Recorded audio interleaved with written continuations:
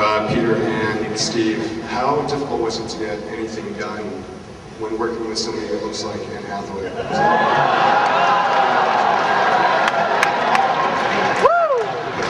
I could barely ask that question. Well, since my wife is not here today, you know what?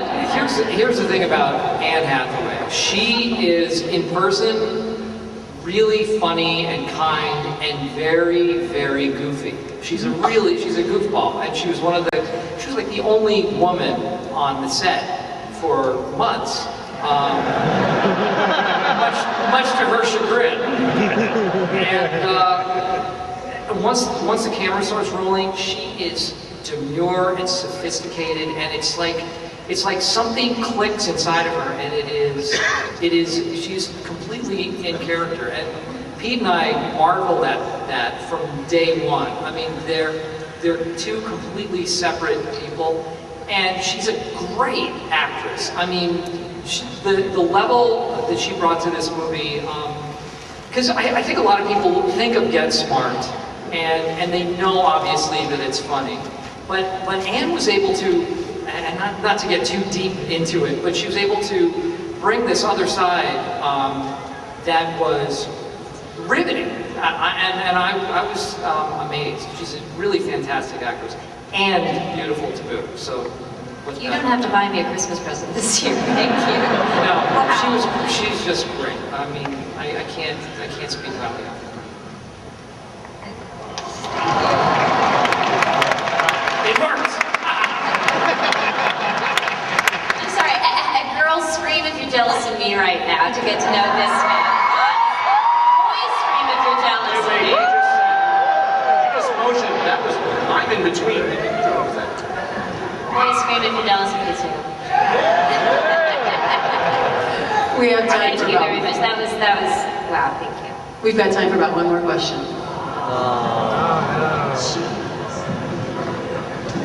That guy totally bit my question, so I have another one.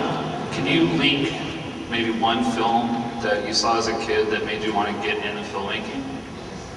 Who's that to?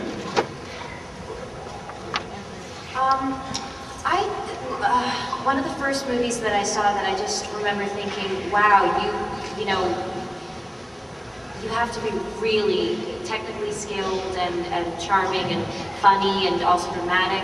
Was Auntie starring Rosalind Russell. And if you haven't seen it, really do yourself a favor and go get it. It's an amazing performance. And I couldn't believe that she was beautiful and goofy and sophisticated and funny, and it's so moving at the same time. So that was one for me.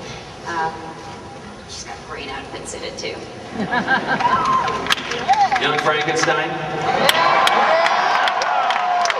Let me just say this, it's not just because I'm here. I remember it was 1976, the Avco Cinema in Westwood. The movie was Star Wars. When that came over, I swear to God, I just wanted to make movies, and I had no idea how I would get there, but it was one of the coolest experiences. By the way, I actually saw Young Frankenstein in that same theater. And both those movies, with the laughs and the screams, it was so infectious. You know, it's such a, those were inspirational. Oh, I forgot one more. Naked Gun 33 and 30, sorry. Mine would probably be Dr. Strangelove.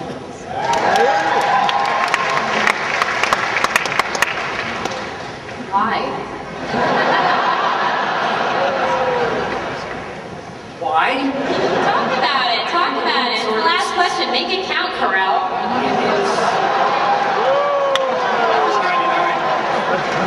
She's yelling at me. It's one of those memorable movies. I think it operated on a lot of different levels. I thought it was chilling and funny and ridiculous and truthful all at the same time. And we actually have one more question to sneak in. Good afternoon, it's an honor to meet you all. I feel really cool for being the person asked the last question. My question is for Steve. You've done wonderful work in TV and film. What are the major differences between the two, and which is your favorite? It's so echoey in here. All I heard was could you say step away from the mic and ask me that again? Oh, what did you say? Difference between TV and movies and what's my favorite line? The difference do you prefer? The difference mostly is that TV moves very, very quickly. For The Office, we shoot a 30-minute episode in 5 days. This movie took 400 years. 400 years to shoot. So I think it's just that you have more time to work, and that's both good and bad, because sometimes when you're just plowing through something and you don't have time to second guess it, that's a good thing. Other times it would be nice to go back and finesse something and find other alternatives. My favorite line well, there's a few. Missed it in terms of this movie, boy. Honestly, I'd love to come up. I ate a big red candle. It's from a different movie. That will follow me to my grave, I'm sure. And that's what she said, of course. And you know what? You can work. Try this today. Go out and work "That's What She Said" into every conversation you have for the rest of the day. It works. You just look for an opportunity and it will fit into the conversation. On that note, I'm a huge fan of The Office, and I would find myself saying "That's what she said" to Steve, and I felt like the biggest jerk. I said sorry.